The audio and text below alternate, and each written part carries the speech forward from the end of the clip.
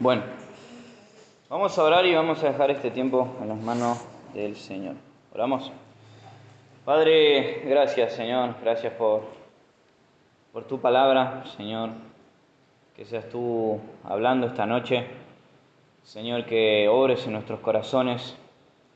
Padre, que podamos reconocer lo que hay en nuestro corazón, Señor, y ser prácticos. Poder luchar, Señor, con aquello que no te agrada. Señor, aquello que nos lleva a la destrucción, Señor.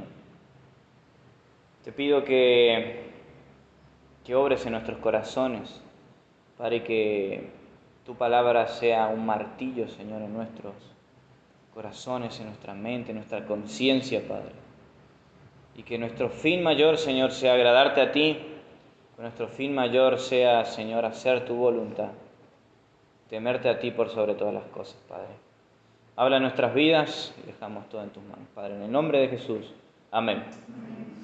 Muy bien. Venimos constantemente este tiempo hablando acerca de un tema que es acerca del corazón, ¿no? Venimos hablando de las luchas del corazón, qué hay en nuestro corazón y de no hacer caso a nuestro corazón. ¿Por qué no hay que hacer caso a nuestro corazón? Porque nuestro corazón es engañoso. ¿Y qué hay en nuestro corazón? ¿Cómo? Pecado. Anímense a decirlo, es así, en nuestro corazón hay pecado. Por algo la Escritura dice que no debemos hacer caso a nuestro corazón, porque no debemos confiar en él, porque se va a dejar llevar por los deseos desordenados que tenemos en él. Y venimos hablando acerca de este tema varios sábados anteriores, y todo tiene que ver con una cosa: santidad. Hablamos de varios temas, de la ira, de varios temas que estuvimos tocando anteriormente, y todo tiene que ver con la santidad. Sed santos porque yo soy santo, dice el Señor. Y todo esto engloba, debemos ser santos y luchar contra aquello que se llama pecado. Hay pecado en nosotros y es destructivo. Si no lo identificamos, si no lo vemos como tal, si no lo vemos como Dios lo ve, va a ser destructivo, nos va a destruir completamente. Y el sábado anterior hablamos acerca y nos adentramos a un tema que es la pureza. Y Javier predicó y vimos la esencia de la pureza, conocimos la pureza, la definición de la pureza. Y ahora vamos a ver el enemigo de la pureza, que es la lujuria. La lujuria. Y vamos a conocer la lujuria. Vamos a identificar la lujuria. Y como siempre digo, no solo se trata de conocer y de identificar un pecado, sino es decir, bueno, ¿qué hago con esto? ¿Cómo lucho con esto? ¿Cómo peleo con esto? Y si vemos todo el Nuevo Testamento, vemos esto: la dinámica del cambio, de luchar contra el pecado para ser santos. Ese es nuestro enemigo, el pecado. El pecado, el enemigo del creyente es el pecado, que lo lleva a la destrucción. Entonces debemos luchar contra eso. Y si vemos todas las epístolas del Nuevo Testamento, incluso el Antiguo Testamento, nos hablan de esto. El pecado está ahí acechándonos para destruirnos. Y si querés vivir una vida de comunión con Dios, a veces pensamos, mi comunión con Dios es mi devocional. Mi comunión con Dios es esto, es aquello. Sí, es parte de la comunión con Dios. Pero tu comunión con Dios es una vida de santidad. La comunión bíblica verdadera es una vida de santidad. Agradar a Dios, de temerle a Dios. Ahí está la comunión verdadera e íntima con Dios. ¿Y cómo conseguimos eso? Es luchando contra aquello que no le agrada a Dios. Una vida de santidad. Muy bien, en este momento vamos a adentrarnos al área de la lujuria, el peor enemigo de la pureza. Muy bien, ¿qué es la lujuria? Empezando por ahí, ¿qué es la lujuria? Bueno, el diccionario lo pone como: la lujuria es el deseo excesivo del placer sexual. La lujuria es el deseo excesivo del placer sexual. Y tiene razón, es así. Es un deseo excesivo por el placer, y no solamente sexual, sino en muchas áreas también. Es un deseo que sobrepasa todo, y nosotros queremos satisfacer ese deseo, queremos satisfacer ese apetito. ¿Y la Biblia cómo marca? ¿Cómo ve la Biblia la lujuria? Eso es importante. Tenemos que ver cómo Dios ve a estos pecados, cómo Dios ve a la lujuria. No como un diccionario lo puede marcar o como la filosofía de este mundo lo puede marcar, sino como Dios ve al pecado. Y como Dios ve el pecado, nosotros tenemos que verlo. Y vamos a ver muchos pasajes ahora, vamos a ver muchos pasajes de cómo Dios ve a esto. ¿Y quién piensa que tiene la culpa de la lujuria? Muchos dicen la sociedad, la cultura, el verano, el invierno. Podemos echar la culpa a muchísimas cosas de la lujuria. No, pero mirá cómo se visten, mirá lo fachero que se viste. Cualquier cosa podemos echar, pero no. Es del corazón, viene del corazón. No es culpa de este mundo. Si bien el mundo el diablo usa a este mundo y distorsiona absolutamente todo, distorsiona esos deseos que vos tenés, el pecado ha distorsionado esos deseos que vos tenés y lo lleva a un extremo. ¿Comer es pecado? No. El comer algo rico, decir, wow, qué rico, me encanta, ¿es pecado? No. El comer 5 platos por decir, bueno, me encanta, como. ¿Cómo lo ve la Biblia eso? ¿Cómo ve Dios eso? Glotonería. ¿Cuidar tu imagen es pecado? ¿Cuidar tu figura, hacer ejercicio es pecado? No, el Señor nos manda a decir, cuiden el templo, que cuiden su cuerpo, es prestado. Cuídenlo para el ministerio, para la gloria de Dios. Pero está el que se mete 15 horas en un gimnasio para estar, no sé, ahí todo musculoso y alimentando el apetito de su corazón, distorsionado. Así que los deseos no son malos, pero el pecado lo ha distorsionado y Satanás sabe tus atracciones. Satanás sabe aquello a lo que vos tendés a tirarte más. Ya le veo tirando las pesas después de los muchachos. Cuiden su cuerpo, coman, disfruten del alimento. Pero no caigamos en eso. Así que vamos a ver cómo Dios ve a la lujuria. Y así, si están tomando notas, en primer lugar, Dios ve a la lujuria como necedad. A la lujuria como necedad. ¿Y cómo ve la Biblia la necedad? La Escritura nos menciona en cuanto a la necedad que es un ignorante, un insensato, un tonto, por así decirlo. Un tonto sin sabiduría. La Biblia lo marca de esa manera, un tonto sin sabiduría. Y vamos a ir a Proverbios 5, capítulo 5, versículo 20. Quedemos todos ahí, Proverbios, capítulo 5.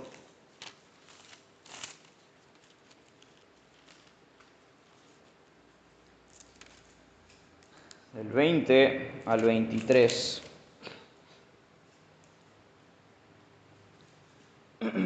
Dice así: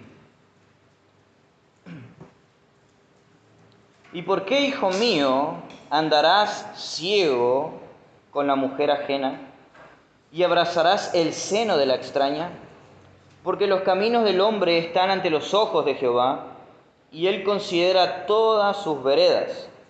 Prenderán al impío sus propias iniquidades, y retenido será con las cuerdas de su pecado. Él morirá, escuchen esto, por falta de corrección y errará por lo inmenso de su locura. Esa palabra, por lo inmenso de su locura, nos da la idea de por lo inmensa de su ignorancia, por lo inmenso de su tontera, por lo inmenso de su poca sabiduría. Dice, vas a estar mirando a la mujer ajena. Y esto no solo toca para los hombres, es para la mujer también. Si decimos que las mujeres no luchan con esto, entonces estamos negando la verdad de las Escrituras. Las mujeres también luchan con la lujuria. Y podemos ponerlo así, ¿por qué estás mirando al hombre ajeno? Puede ser cualquier hombre. Tanto en atracción física o intenciones de que esa persona te observe. ¿Por qué estás mirando? Vas a errar por lo inmenso de tu locura. Vas a errar y el pecado te va a atar por lo inmenso de tu necedad. La Biblia marca a esto como estás loco. Estás dejándote llevar por una locura, por tu necedad, por tu ignorancia. Estás viendo el peligro y lo estás haciendo igual.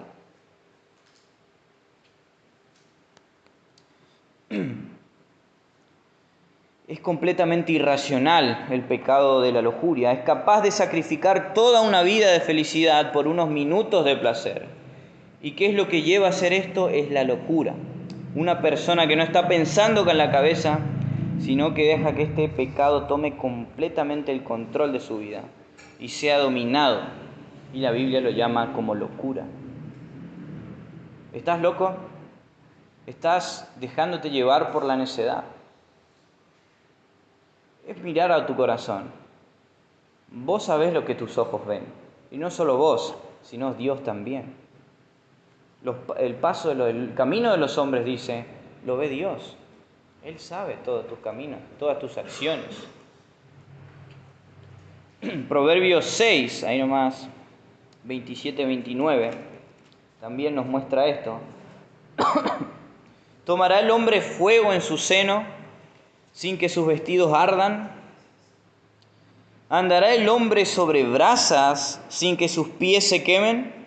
Así es el que se llega a la mujer de su prójimo, no quedará impune ninguno que la tocare.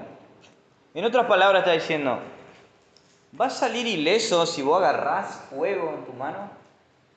Que vos prendas algo de fuego y lo agarrás así, o agarrás brasa y lo pones en tus regazos, o caminás por arriba de brasa.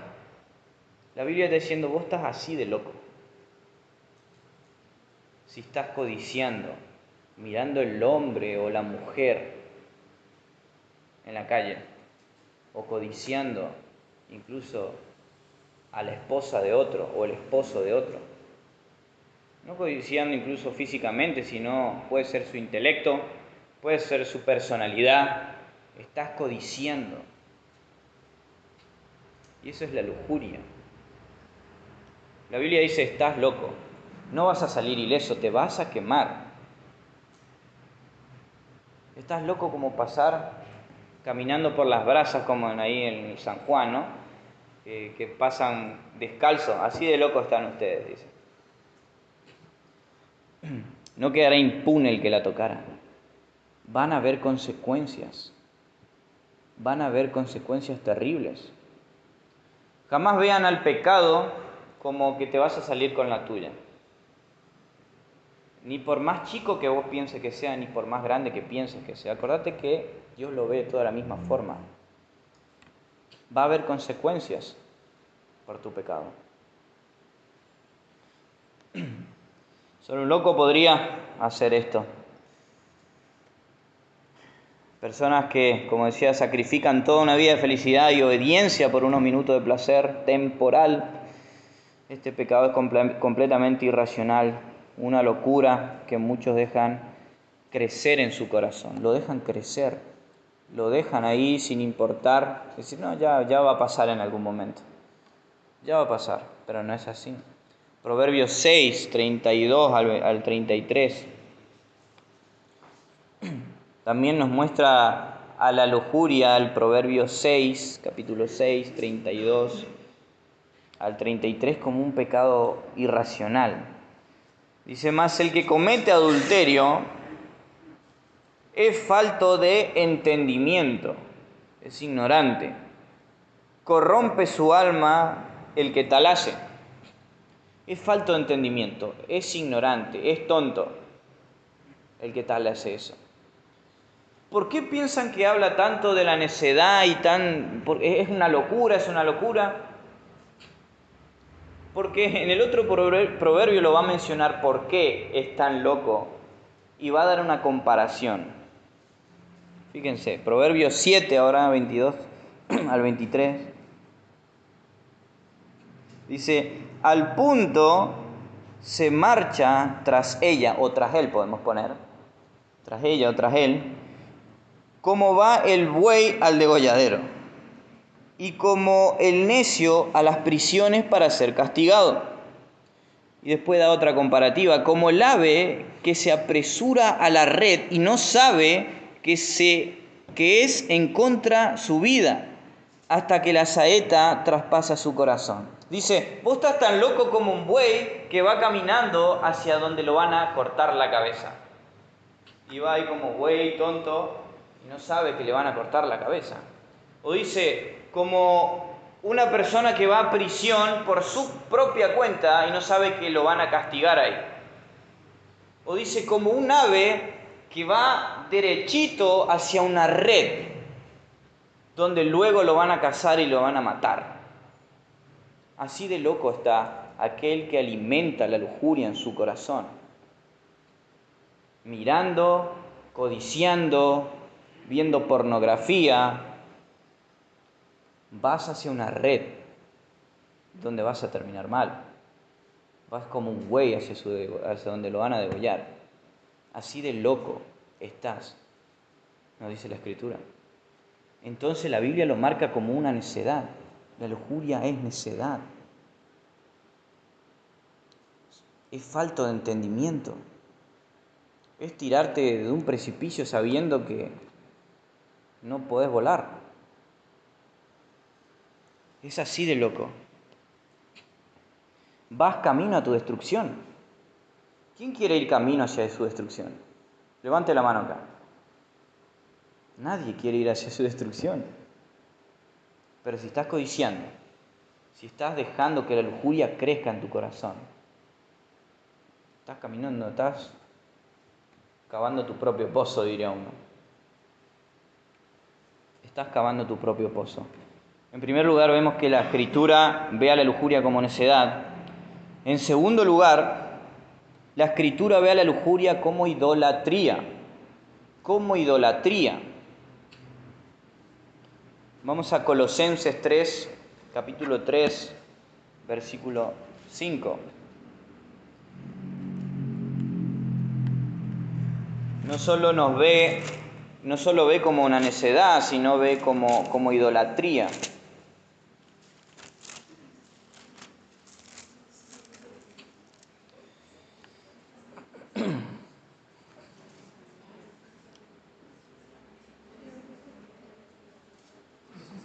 Colosenses capítulo 3, versículo 5.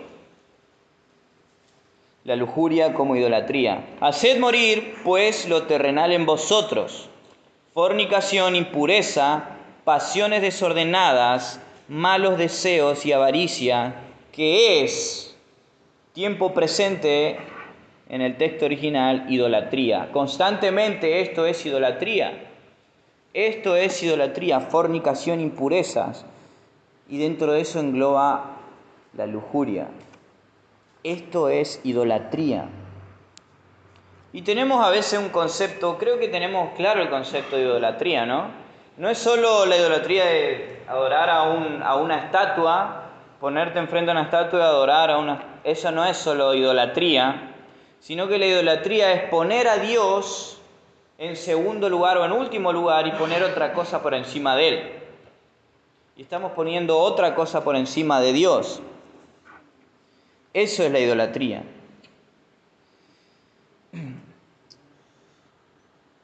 y reemplazar a Dios completamente.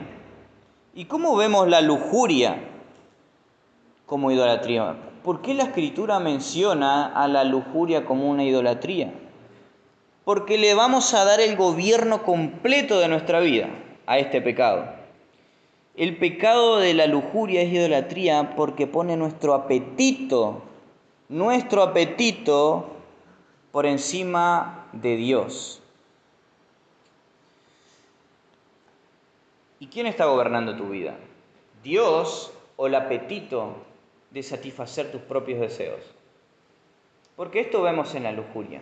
Queremos satisfacer nuestros deseos egoístas, nuestros propios deseos. Estamos pensando en nosotros mismos. Me deleito en ver a alguien. Me deleito en ver pornografía. Me deleito en ver la apariencia de alguien. Me deleito en que me preste atención a alguien. Me deleito en querer buscar la atención de alguien. Y usted se preguntará, Pablo, ¿pero por qué apetito? ¿Apetito de qué? ¿Cómo vemos ese apetito por encima de Dios? Vamos a Hebreos 12, 16, 17 y vamos a ver este apetito de idolatría en la vida de Saúl. En la vida de Saúl vemos este apetito desenfrenado en Hebreos 12, 16 al 17. Todos conocemos esta historia del plato del guiso, ¿no?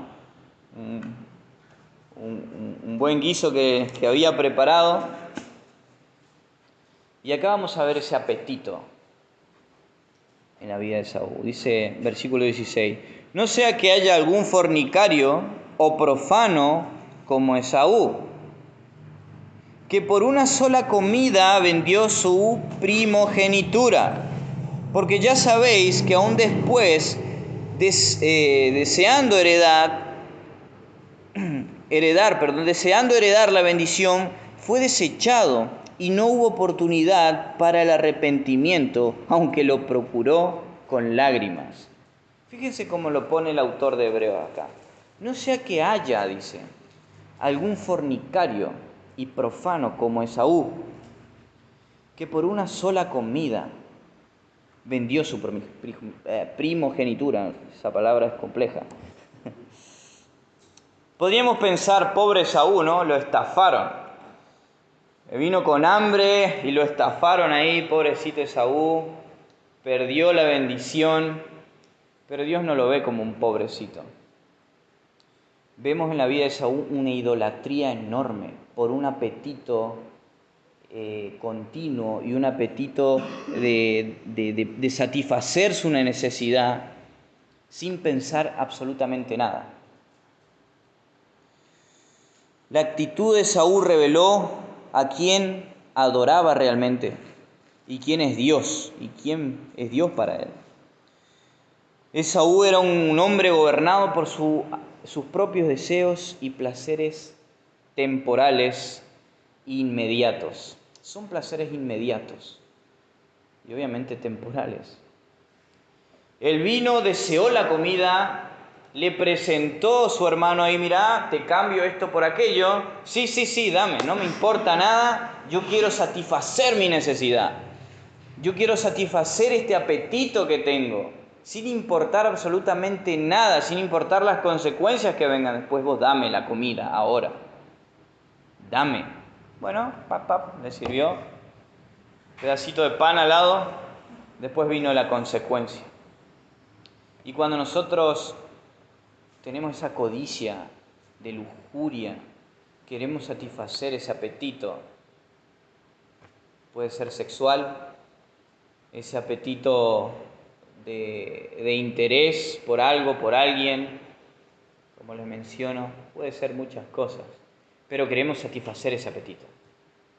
Es un apetito inmediato. Pasa, miramos, no nos importa nada. Deseamos un segundo, como decía Javier, una mano acá, otra mano allá, y llega el punto que no hay vuelta atrás, no hay retorno. Tu apetito desenfrenado trae consecuencias. una vida destruida. Y vemos esta. La lujuria es idolatría porque es elegir complacer primero los deseos antes que a Dios. El impulso de satisfacer tus deseos sin importar las consecuencias. Solo estás pensando en satisfacer tu mirada, incluso la atención de una persona, como lo mencionaba. En otros casos, la satisfacción sexual, sin importar absolutamente nada. Y vemos eso. La Biblia, Dios, muestra la lujuria como idolatría. Tu apetito sexual por encima de Dios. Tu satisfacción personal y egoísta por encima de Dios. ¿Quién es tu Dios? ¿Quién es tu Dios? No veamos a la idolatría como lo muestra el mundo, ¿no? Como el diablo lo muestra, sino que podemos llegar a ser muy idólatras si miramos en nuestros corazones. Muy bien, en primer lugar, hemos visto el Señor ve a la lujuria como necedad, en segundo lugar a la lujuria como idolatría y en tercer lugar a la lujuria como arrogancia. A la lujuria como arrogancia y agreguen orgullo. Como arrogancia y orgullo. Te estarás diciendo, Pablo, ¿cómo arrogancia y orgullo? ¿Qué estás queriendo decir? Vamos a ver un pasaje ahí, cómo muestra a Dios la arrogancia. Santiago 3, 14 y 16. Pero si tenéis celos amargos y ambición personal, en vuestro corazón no seáis arrogantes. La ambición personal, ahí es Santiago 3, 14 y 16. Una ambición personal engloba también esto. La ambición personal de satisfacer algo, de satisfacer tus deseos. Una ambición tuya. Y luego muestra en vuestros corazones y menciona que esto es arrogancia. No seáis arrogantes y así mintáis contra la verdad. Esta sabiduría no es la que viene de lo alto, sino que es terrenal, natural, diabólica, porque donde hay celos y ambición personal, allí hay confusión y toda cosa mala. Bueno, ¿cómo hay orgullo y arrogancia en la lujuria? Si nosotros vemos a la luz de la Escritura y Dios dice, no hagas esto, no te entregues a la lujuria, no te entregues a la mujer extraña, tenemos imperativos claros, pero nosotros decimos, no me interesa, yo quiero hacer mi propio camino. Dios te dice no, vos decís sí. Dios te dice, no mires pornografía, yo voy a mirar pornografía. No me importa, mis apetitos sexuales están por encima de Dios. Mis apetitos de satisfacer mis deseos están por encima. Yo estoy haciendo un camino, un supuesto camino mejor para mi vida. Y no el camino que Dios quiere para vos. Dios te dice, como hoy les mencioné, los deseos no están mal. También como les dije, Dios ha diseñado cosas. Dios ha diseñado que en el matrimonio uno disfrute la sexualidad. Dios ha creado el matrimonio y ha creado eso para disfrute y para poder reproducirnos, ¿no? Pero ¿qué hace el pecado? Lo distorsiona. Lo ha distorsionado. Pero vos querés hacer tu mejor camino. Quiero satisfacer mis deseos sexuales antes del matrimonio. No me interesa, voy a hacerlo igual. Lo voy a hacer igual. Entonces estás cayendo en esa arrogancia, ese orgullo de crear tu propio camino. Obedecer tu propio corazón y no a Dios. Entonces hemos visto esto. ¿Cómo el Señor ve a la lujuria? ¿Cómo el Señor está viendo? Y cómo nosotros debemos verlo. Entonces este pecado tampoco es un accidente. No es un accidente. Es lo que mencionaba Javier también en la última predicación. No es algo que pasa de un día para otro. Es algo que nosotros venimos arrastrando, permitiendo en nuestros corazones. Y es un pecado que no se satisface. Es un pecado que quiere más, más y más. Vemos a David, tenía 20 concubinas, pero quiso otra más. Se convirtió en un homicida por desear a otra mujer. Quiere más y más y más. Empezás con la mirada, con la atención, empezás con la pornografía, empezás a imaginarte cosas, empezás a tener pensamientos, empezás a dibujar cosas en tu mente y querés llevarlo a cabo. Te acercás tanto al sexo opuesto que querés llevarlo a cabo. Y la Biblia te dice, estás yendo a tu propia destrucción. No empieza de un día para otro, empieza desde hace mucho tiempo. Estás permitiendo cosas en tu corazón, la cual va a ir creciendo. Y es como estar alimentando un león que te va a comer a vos. Estás alimentando un monstruo del cual ese monstruo te va a destruir. Te va a destruir. No es un accidente este pecado, ni ningún pecado es un accidente, es cosas que nosotros lo permitimos y te va a controlar, te va a controlar. Y luego de eso vas a caer, y luego de la caída va a salir mucho más orgullo de tu corazón, al decir, ustedes están equivocados. Te va a cegar tu corazón y te va a apartar. No vas a querer saber nada del Señor, no vas a querer abrir su palabra, no vas a querer venir a la iglesia, porque tu corazón está endurecido a la palabra de Dios, porque la palabra de Dios te va a confrontar y nadie quiere ser confrontado. Nadie quiere ser confrontado por la palabra de Dios. Es así. A veces nosotros no queremos ser confrontados por la palabra de Dios. Y decimos, no, vos estás interpretando mal. Así no es tu buena hermenéutica, así no es lo que vos estás diciendo. ¿Por qué no? Porque tu orgullo no quiere escuchar lo que estás escuchando. Estás interpretando mal y así va a ser tu corazón. Pero bueno, entendimos la lujuria, vemos la lujuria, debemos identificar la lujuria, debemos ver cómo Dios ve la lujuria. Y bueno, cerramos la Biblia y nos vamos a casa. ¿Qué hacemos? Tenemos que ver cómo luchar con esto. Dios nos ha dado herramientas, medios de gracia de cómo luchar con la lujuria, de cómo luchar con cualquier pecado que vemos en nuestros corazones. Entonces ahora vamos a otra sección y a los que están anotando ahí en signo de preguntas, ¿cómo luchamos con este pecado? ¿Cómo luchamos con este pecado? Y van a ver que voy a usar la misma dinámica que con otros pecados. ¿Por qué? Porque así es la dinámica del cambio que usa la Escritura. En primer lugar, debemos arrepentirnos. Debemos arrepentirnos. Vos decís, estoy controlado por este pecado, no sé qué hacer, no puedo dejar de mirar pornografía, no puedo dejar de mirar hombres, no puedo dejar de mirar mujeres, no puedo dejar de querer la atención de una persona. Veo que en mi corazón hay idolatría, ahora entiendo que es necedad delante de los ojos de Dios. Veo que hay arrogancia y quiero llevar mi propio camino, trazar mi propia vida en esto.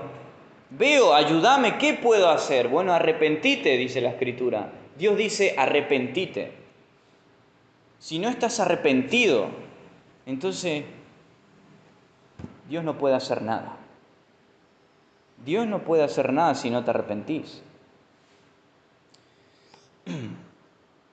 Pero no es arrepentirse, bueno, qué bajón, me descubrieron mirando pornografía, me descubrieron mirando a una mujer y lloro ahí. No. Las lágrimas no son un signo de arrepentimiento. Las lágrimas no demuestran arrepentimiento. Y ese ejemplo que siempre le doy, un marido, un esposo, que es descubierto en adulterio, y llora porque no, perdón. Pero ¿qué le duele más?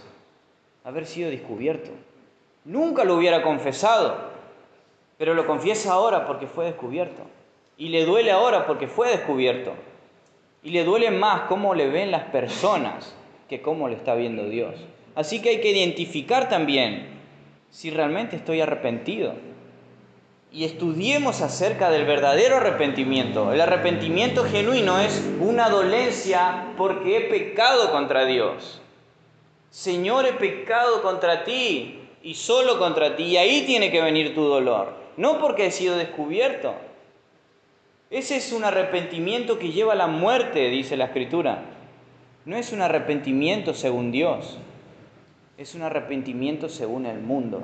Porque tu mirada está en el mundo y lo que el mundo te va a decir. El falso arrepentimiento también tiene el dolerse por las consecuencias que vienen ahora. Y no por las consecuencias que pudiste haber pensado antes. Me duele por las consecuencias, que te está doliendo las consecuencias. No, te está doliendo porque has pecado contra Dios y contra la iglesia. Has dañado a la iglesia. Has dañado el corazón de Dios. Ahí tiene que estar tu dolor. Pero para eso tenemos que conocer bien a Dios. Tenemos que amar a Dios verdaderamente. Pero si solo decimos en teoría, amo a Dios, pero luego tu arrepentimiento y tu dolor está en las personas nada más y no en Dios, entonces ¿a quién estás amando? ¿Qué querés aparentar? Entonces, arrepentimiento genuino. Salmo 51:4.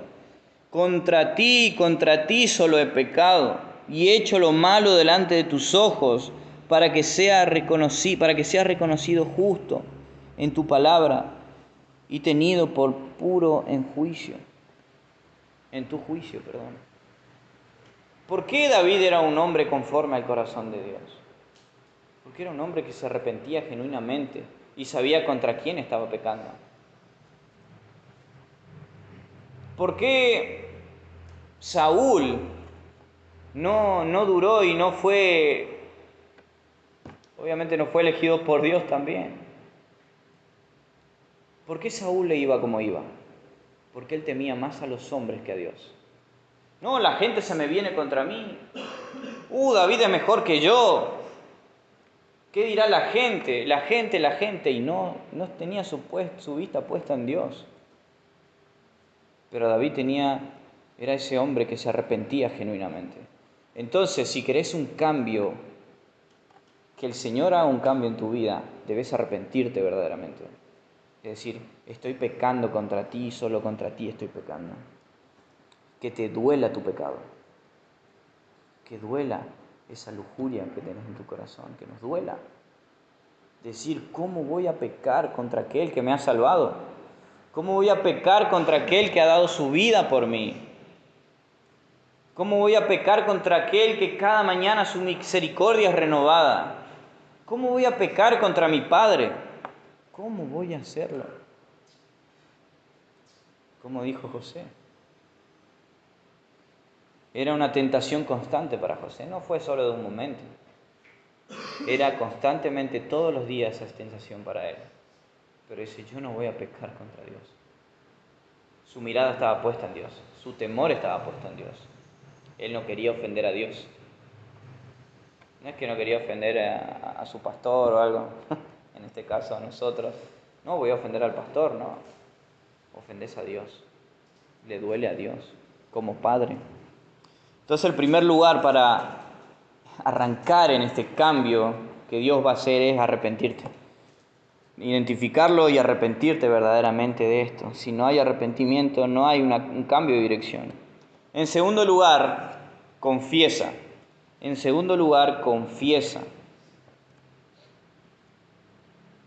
¿A quién confesar? ¿A quién debemos confesar? A Dios primeramente. Debemos confesar a Dios primeramente. Bueno, pero Él ya sabe todo. Confesar a Dios. Ahí donde estés, dolete por tu pecado, arrepentite y decirte, Señor, no puedo con esto. Todos los días estoy cayendo, caigo en esto. Caigo en mirada, caigo en pornografía, masturbación. Caigo en esto, Señor, no puedo. Perdóname, ayúdame. Confesale a Él cada detalle a Él. Proverbios 28:13, el que encubre su pecado no prosperará. Estás encubriendo tu pecado, no vas a prosperar. no vas a avanzar. Si estás encubriendo tu pecado, tampoco hay arrepentimiento. Las dos se unen. No hay arrepentimiento, no estás confesando a Dios tu pecado, no vas a prosperar. Mas el que confiesa y se aparta, alcanzará misericordia. Y se aparta, dice. Vas a alcanzar esa misericordia. La gracia de Dios está ahí todos los días de tu vida. Tómala constantemente. Pensar, recordar el Evangelio todos los días de tu vida. ¿Y a quién más debemos confesar? ¿Cómo que a quién más, Paulo? Debemos confesar a otros creyentes. Debemos confesar a otros creyentes. No lo digo yo, lo dice la palabra de Dios. Vamos a Santiago 5:16. El contexto de Santiago habla de personas enfermas por el pecado, por personas que encubrían su pecado y obviamente no lo confesaban. Entonces, vemos acá esta dinámica de crecimiento espiritual, de medios de gracia, de herramientas que el Señor nos da para el crecimiento espiritual y la lucha contra el pecado. Santiago 5:16 dice: confesaos vuestras ofensas unos a otros. ¿Se acuerdan qué significaba esa palabra ofensa en el texto griego? ¿No? No es la ofensa así, bueno, yo te ofendí a vos, me perdonás porque te ofendí. No es lo que está queriendo decir el pasaje este. En el texto original esa palabra ofensa es la palabra para jamartía, que de ahí sale la palabra pecado. Literalmente está diciendo, confesaos vuestros pecados unos a otros. La dinámica de los unos a los otros. En la iglesia, confesaos sus pecados unos a otros y orad unos por otros, para que seáis sanados. La oración eficaz del justo puede mucho. No habla de una sanidad corporal, habla de una sanidad espiritual. Entonces Pablo me está queriendo decir que yo tengo que confesar a alguien la lucha que yo tengo con la mirada, la lucha que yo tengo con la pornografía, la lucha que yo tengo con el sexo opuesto, de querer llamar la atención de alguien. ¿Me estás diciendo que debo confesarlo? La Escritura dice que sí. La Escritura dice que sí. ¿Y por qué? ¿Por qué la palabra dice eso? ¿Por qué dice que debemos confesar los unos a los otros? Para que seáis sanados. Si no confesás y decís que sí, está todo bien, todo sigue bien, al otro día va a llegar una triste noticia de que algo pasó. Una triste noticia de que no podemos imaginar de cualquier cosa. ¿Por qué? Porque no te has arrepentido y porque no has confesado tu pecado, no has buscado ayuda. No hay ser, no hay persona, no hay criatura que el Señor ha creado, y más sus hijos, no los ha creado con un espíritu individualista. En la iglesia no debe existir el individualismo. La santificación es colectiva, los unos a los otros. No podemos decir, no, yo voy a crecer solo. Yo no le voy a contar nada a nadie en mis luchas. Voy a crecer solo ahí. No. Vas camino a tu propia destrucción. No podés solo. Dios te ha puesto en un cuerpo. Dios te ha puesto en la iglesia. La importancia de la iglesia es sumamente, valga la redundancia, importante. Es sumamente importante la iglesia. Los unos a los otros es sumamente importante. Entonces debes confesar. Ahora, ¿por qué no confesamos a otros? ¿Por qué confesar? Y ese es el motivo. ¿Y por qué no confesamos? ¿Por qué no confesamos? Orgullo. ¿Qué más se le viene a la mente? ¿Por qué no confesamos? Vergüenza. Temor. Todas esas cosas que ustedes dijeron. Vamos a pasar de largo. Nada. Cuando no confesamos nuestro pecado con el que luchamos, estamos creyendo mentiras que vienen en nuestra mente. Y todas esas mentiras que ustedes dijeron. ¿Qué temor y mentira frena que no confieses a otro? Un ejemplo. ¿Qué dirán de mí? ¿Qué va a decir de mí Javier si le cuento esto? O en las chicas, ¿qué va a decir Andrea si le cuento esto? ¿Qué va a decir fulano, mengano de mí si yo le cuento que no puedo dejar mirar esto, que no puedo dejar de codiciar, que no puedo dejar de ver, de querer, de anhelar algo que Dios no permite? ¿Qué va a decir? En segundo lugar, si le cuento, le va a contar a otros. Yo le cuento, no, capaz le cuenta al pastor, el pastor le cuenta a aquel y toda la iglesia sabe, no. Ese es un temor que podemos llegar a tener. Tercer lugar, ya no me va a ver con los ojos que quiero que me vea. Mi apariencia, yo tengo una imagen que estoy dando a esta persona, pero si yo le cuento esto, me hace, este es re pecador. Mirá con lo que lucha este, qué asco. Va a caer mi visión. En cuarto lugar, mi reputación va a caer por el piso, ya está. Yo que digo que hago el devocional todos los días, que oro todos los días, si yo le cuento este pecado, no, ya está mi reputación allá en el piso. Todas estas mentiras vienen a nuestra mente. Y si nosotros analizamos bien todo esto, detrás de estas mentiras hay muchas otras cosas más. Recuerden, no debemos ver al pecado como cajitas separadas en nuestros corazones. Es una enredadera maliciosa que una cosa lleva a la otra. El pecado, nuestro corazón es engañoso. Y esas mentiras vienen a nuestra mente. Entendiendo esto, que es un principio, que es un imperativo de la Escritura que debemos confesar los unos a los otros. Esto entra aparte los unos a los otros. ¿Cómo debemos confesar? ¿Cómo debemos confesar? Hay formas que nosotros podemos confesar. Hay cosas que podemos confesar y hay cosas que no podemos confesar. Déjenme les explico.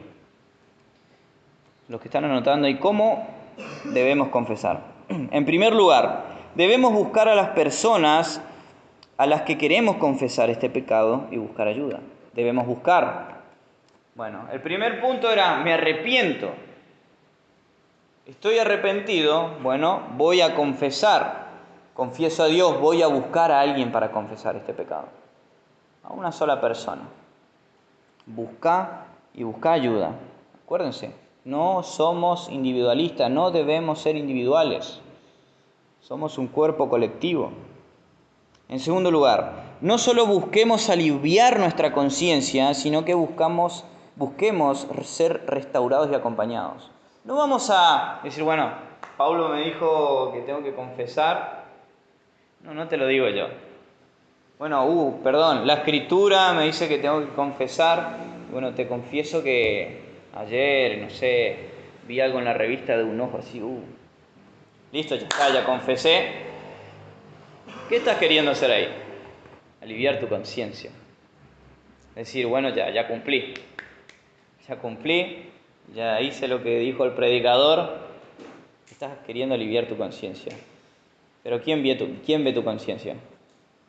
¿Quién ve tus intenciones? Dios. Y acuérdense que tenemos que querer agradar a Él. No confesemos para alivianar nuestra conciencia nada más. Me pesa lo que hice, voy a confesar para... Vamos a caer en religiosidad y vamos a caer en se me fue esta palabra, en hipocresía, exactamente. Religiosidad e hipocresía, vamos a ser hipócritas. No vamos a estar siendo genuinos. Gracias por recordarme la palabra. En tercer lugar, no debemos cuidar nuestra reputación, sino que debemos cuidar la obra de Dios. No pensemos en nuestra imagen, no pensemos en la imagen que nosotros queremos dar a la persona. No se trata de vos, se trata de la obra de Dios en tu vida. No pienses en vos mismo. Si hay esto en tu corazón, entonces aún no te has arrepentido. Y volvemos al primer punto. No busques cuidar tu imagen. Detrás del cuidar tu imagen hay temor a los hombres. Querés agradar al hombre. Querés agradar al pastor, querés agradar a aquella persona que te discipula, no querés supuestamente decepcionarla, no querés que tenga una imagen que vos no querés que ella tenga de vos o que él tenga de vos. En cuarto lugar, debemos confesar sin dar muchos detalles, pero no caer, para no hacer caer a mi hermano al que estoy confesando mi lucha. No puedes, entendés todos estos principios, estás arrepentido, pero va y le contás detalle por detalle. Debemos cuidar el corazón del otro. Nosotros podemos darle una descripción tanto que la persona se puede llegar a dibujar en la mente. Y esta persona va a caer también con vos ahí junto. Debes confesar, pero sin dar tantos detalles que la persona le pueda hacer caer. Nuestra mente vuela. Puede llegar a imaginarse un montón de cosas. Si una persona viene y te cuenta con detalles minuciosos así. Mirá, caí esto porque vi tal cosa. Cuidemos el corazón también de aquella persona que vamos a confesar. Quinto lugar, debemos confesar de forma específica y no general, solo para calmar la conciencia. Con esto me refiero no a decir, caí, no sé, en el colectivo. Sí, ahí no pasa nada, caí en el colectivo, ya está. Y bueno, le confesaste que caíste en el colectivo. Pero no dijiste que fuiste y te pusiste al lado de la persona y tuviste 15 minutos ahí al lado de la persona esperando llamar su atención, por ejemplo. Y dices, no, sí, caí ahí, no. No, sí, el otro día pasó una situación y bueno, caí con la mirada y ya está. Das algo general, ¿viste? Para que no sea para vos tan dura la caída, supuestamente. No, debe ser específico. Caí porque entré, escribí en la computadora, taca, y entré y miré. No, si no, sí caí con la mirada. Estás mintiendo si decís caí con la mirada, no. Tenés que confesar específicamente si entré a internet, busqué y caí. Porque nuevamente si decís algo general estás queriendo aliviar tu conciencia nada más. Sí, ya confesé, ya estoy bien delante de Dios. Busca ayuda. Debes hacerlo. Confesar a una persona madura en la fe. Busca a aquellas personas, en sexto lugar, busca personas que son maduras en la fe. Busca a aquellas personas que sabes que son maduras, que tienen conocimiento en esto, porque podés contarle a alguien que puede ser de tropiezo también. Busca a aquellas personas que puedan ayudarte también. En tercer lugar, de cómo luchamos con esto, y vamos rápido, se está pasando la hora, tomar medidas radicales. Usa la escritura, cuarto lugar, usa la escritura. Debemos usar la Biblia, es un medio de gracia, una herramienta que el Señor nos da para luchar contra el pecado. ¿Cuánto tiempo lees la escritura? ¿Cuánto tiempo estudiás acerca del pecado con el que luchás? Decir, estoy luchando con la lujuria. A ver qué dice la Biblia acerca de la lujuria. Y ahora lo vimos, lo ve como necedad, lo ve como arrogancia, orgullo, lo ve como idolatría. Y decís, wow, todo esto dice la Escritura de mi pecado. ¿Todo eso ve Dios de mi pecado? Bueno, Señor, ¿cómo lucho con esto? Usa la Escritura como la espada que el Señor te ha dado para luchar contra el pecado. Usa la Escritura. Decir, voy a estudiar. ¿Cuántas veces estudiamos la Biblia a la semana o al mes? De agarrar y decir, voy a estudiar este pasaje que está hablando acerca de mi lucha. Y voy a estudiar minuciosamente. Voy a estudiar a ver qué está queriendo decir el autor original, la audiencia original, qué está queriendo decir con estas palabras, qué significa esta palabra. ¡Wow! Así Dios ve mi pecado. Debemos ver al pecado como Dios lo ve a través de su palabra. Usemos la escritura. Disfrutemos, memoricemos. Cada vez que viene la lucha, orar en ese momento. Pensar en los pasajes que has memorizado y repetirlos ahí pensando en esa palabra que el Señor ha puesto en tu corazón. Cada vez que venga la tentación, orad y velad para que no entréis en tentación. En cuarto lugar, tomar medidas radicales. Mateo 18, 8, 9. Por tanto, si tu mano o tu pie es ocasión de caer, córtala y échala de ti. Mejor te es entrar en la vida cojo o manco que teniendo 2 manos o 2 pies y ser echado al fuego eterno. Si tu ojo te es ocasión de caer, sácalo y échalo de ti. Mejor te es entrar con un solo ojo en la vida que teniendo 2 ojos y echado al infierno de fuego. Ser radicales, eso lo vemos en Mateo 18, 9 al 8. ¿Y cómo nosotros somos radicales? Debes cultivar una mente de decir, voy a hacer cueste lo que cueste. Una mente de cueste lo que cueste. Póngase eso en la mente. Voy a desarrollar una mente de cueste lo que cueste. Voy a hacer absolutamente todo para luchar con este pecado. Puede ser hacer una lista de lugares donde no voy a concurrir, donde sé que puedo ser tentado, donde sé que el Satanás puede usar esto para tentarme, que mi propia carne desee esto, y ya no voy a cruzar por esos lugares. Puede ser tu celular, puedes comprarte un celular, no sé, menos del que tenés, o incluso quedarte sin teléfono, no sé, lo que sea. Si tu lucha es enorme, tenés que hacer lo que sea. Puede ser el internet, sacar el internet o poner, hay software hoy de bloqueos de cosas. Incluso si vos querés entrar, te bloquea la computadora entera por ciertas horas. Podés instalar lo que sea, hacer lo que sea para supuestas amistades, cortarlas, ya no juntarte nunca más con estas personas que te llevan a esto.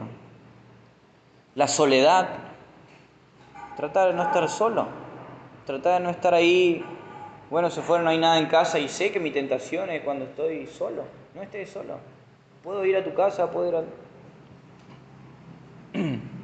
Contar nuestras luchas, como le he dicho, evitar el ocio. Todas estas medidas debemos tomar. Debemos amar más la santidad que todo esto. Debemos amar más la santidad que todo esto. En quinto lugar, luchar con los pecados que están en la raíz. Luchar con los pecados que están en la raíz del problema. Sabemos que hay mucho más de atrás. Hemos visto la necedad. La necedad te mantiene en el pecado, no ver la gravedad del pecado y cometer cosas irracionales sin medir las consecuencias. La idolatría, el apetito de la autosatisfacción está por encima de todo, incluso por encima de Dios. El orgullo y la arrogancia que veíamos, de que Dios diga algo y vos digas, no, yo voy a hacer lo que yo quiero, voy a crear mi propio camino. Tengo que empezar a confesar estos pecados y también a luchar contra esto. Perdón, voy corriendo por el tiempo, ya casi voy 1 hora, perdón. El último lugar, cultiva tu intimidad con Dios. Ahora, al final de todo esto, de todas estas cosas, vos podés poner muchas barreras. Podés conocer la lujuria, podés conocer todo, cómo se manifiesta, cómo está en mi corazón. Pero si no pongo a Dios en primer lugar, no hay barrera que yo ponga que me va a ayudar con esto. Yo puedo decir, bueno, yo sé cómo luchar, puedo usar la escritura, puedo confesar, pero si mi intimidad con Dios no está firme, mi relación personal con Dios no está firme, de nada va a servir, porque estás dependiendo de tu propia fuerza. Estás dependiendo de tus propias fuerzas. Proverbios 16:6. Con misericordia y verdad se corrige el pecado, y con el temor de Jehová los hombres se apartan del mal. Lo que aparta a un hombre del pecado es el temor a Dios. El tiempo con Dios nos dará una visión correcta de quién es Dios. Pero no lo busquemos como una herramienta, sino como el fin, que el vivir sea solo para Él.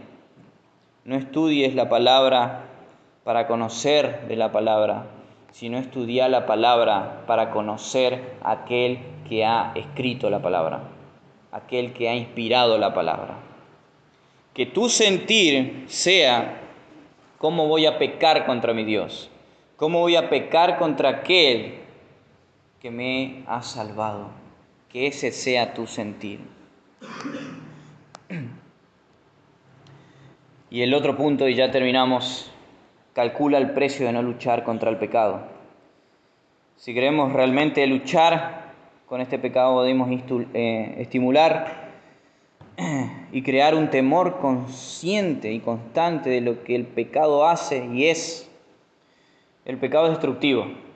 Y si no luchamos contra el pecado, vamos a caer y van a venir muchísimas consecuencias. Puedes hacer una lista de todas las consecuencias que pueden venir si no luchas contra este pecado.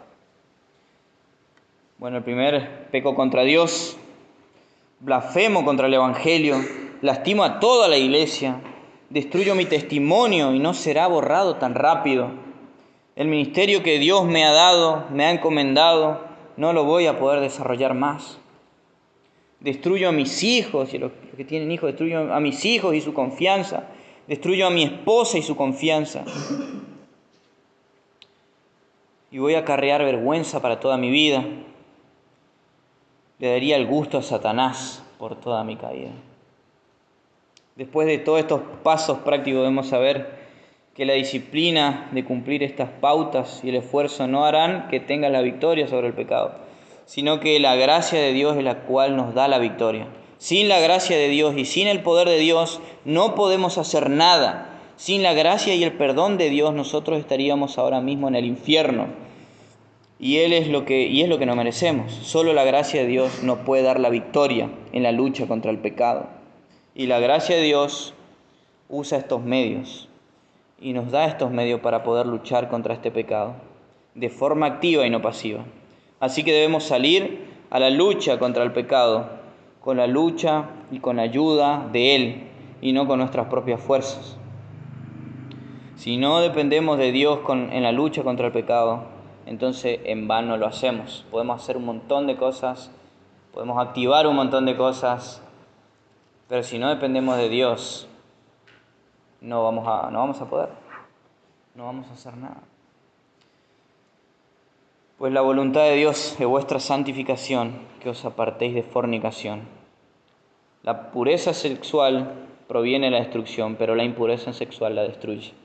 Así que firme y adelante, diría nuestro pastor, y que podamos tener esto en mente, que la lujuria, si no luchamos con este pecado, nos va a destruir y va a traer muchísimas consecuencias a nuestra vida. Pero que toda lucha sea dependiendo de Dios, dependiendo de Él, porque si no dependemos de Él, va a ser solamente una religiosidad, va a ser solo puro esfuerzo humano. Y el esfuerzo humano no lleva a nada, sino solamente la gracia de Dios. ¿Oramos? Padre, gracias, Señor, por este día. Gracias por tu palabra, Señor. Gracias por obrar en nuestra vida y gracias por conocer, Señor, de este pecado con el cual estamos luchando o cual lucharemos. Y te pedimos que nos des de tu gracia, Señor, para poder hacerlo. Señor, como decíamos, podemos poner un montón de cosas, podemos memorizar muchísimos versículos, podemos luchar, hacer, pero si no depende de ti, si no es de tu dependencia, Señor, si no dependemos de ti, de nada sirve. Solo vamos a estar siendo religiosos. Señor, sería una filosofía humana nada más. Señor, te pido que nos libres de eso, que podamos depender de ti, Señor. Y gracias por este tiempo. Te pedimos que sigas hablando en nuestras vidas, Señor. En el nombre de Jesús. Amén.